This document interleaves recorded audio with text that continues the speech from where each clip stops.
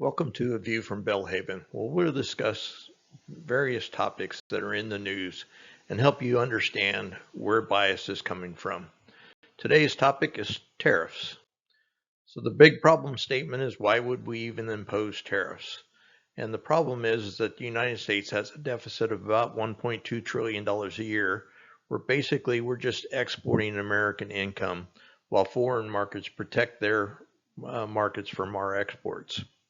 So that's the reason. Now let's go on to an explanation of what tariffs are. We start with the supply and demand, and if you haven't seen this before, this would just be a quick overview. So supply increases as price increases. Basically, the more you'll pay for something, the more industries will get into that market, and they will increase the supply of goods in that market. Demand, on the other hand, decreases this price increase. As the car prices go up, less cars are demanded. Where these two curves intersect gives you a price and demand total at any given sector. So for this, we have total revenue would be about $5 per item at 10 million items. So there'd be $50 million in revenue produced for this market. And so now we introduce a tariff. Suppose a 20% tariff is introduced. That makes the price go from $5 to $6. And the foreign company will charge $6. It'll charge the entire tariff price. So that means that they will get $54 million collected because increased price decrease the amount of demand. And they will also pay $9 million in tariffs, $1 for each item produced.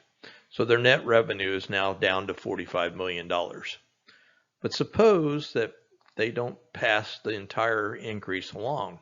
They eat 50 cents of the tariff and only charge $5.50 for the item.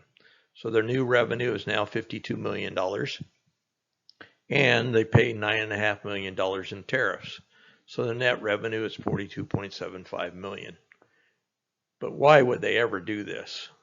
That's crazy. Except if there's a domestic market or domestic supply for the same item. So in the domestic supply, where we were at a $5 mark and maybe producing 9.2 million units, we now can charge $5.50, and it's where the $5.50 supply or $5.50 price line meets the domestic supply line. We then get about $9.5 million or 9.5 million of those items produced, and the domestic supply actually increases from where we were before. So this is where one group will say all of the tariffs are paid by the consumer. Is not exactly true. It depends on if there's a domestic supply for the item or not. So in the car industry, it won't all get passed along. In something like toys, where we have very little domestic industry, almost all of the tariff will get passed along. So this sets us up to the pros and cons of tariffs. A tariff produces revenue for the government. So as of April, we were making $285 million a day, or $16 billion a month in revenue just from tariffs. The domestic market can expand, and we'll show evidence that it is expanding in just a moment. And the domestic market has multiplier effect in local economies. So as our local markets do expand and put on more shifts at the factory and pay overtime, they will also generate more taxes for the local governments. The bad news is that there is possibly a one-time higher price for the consumer and less overall supply of whatever is being has a tariff placed on it. Now this can be mitigated locally with lower energy costs and regulatory costs, and also interest rates have an impact on total cost to a consumer. The big con that nobody ever talks about is tariffs can become protectionist, and industries that are protected by the tariffs stop innovating.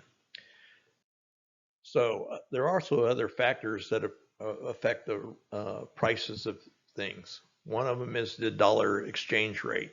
And this has been, our dollar has been declining against other basket of currencies and is down about 10% over 6 months.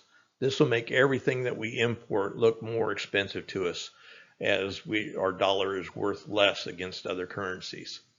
The second one is interest rates, and you've heard a lot about the Fed and being nudged to lower interest rates, and that is because interest rates make things cost more, higher interest rates make things cost more, and it slows the economy. The largest component of inflation in the last report was shelter, and you can see that the price index on everything has been coming down over the last year, even with the implementation of tariffs. Now, let's talk about inflation for just a little bit, but I think I'll do another video completely on inflation in the next series. But the overall inflation rate is 2.7% as of June, but the biggest component of that is housing, which has nothing to do with tariffs. It does have a lot to do with interest rates.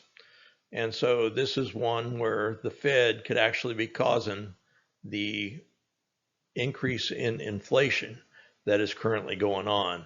And you'll see down in the other significant contributors, food prices, they've increased. That's largely probably due to the decline in the dollar. And then car insurance, which has nothing to do with either tariffs or interest rates. So there are other things going on that will make prices higher. Finally, we get to evidence that the domestic market is expanding. And this comes from CNBC. It was put out just a few days ago. And it shows that autos built in the U.S. In quarter one, 51% of autos that were sold in the U.S. were built in the U.S. And that has increased month over month until June. We're up to 56%.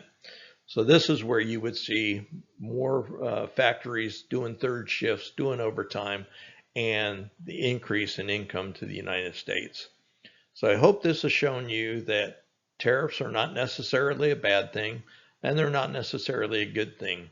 We'll have to wait and see over time how the tariff situation works out.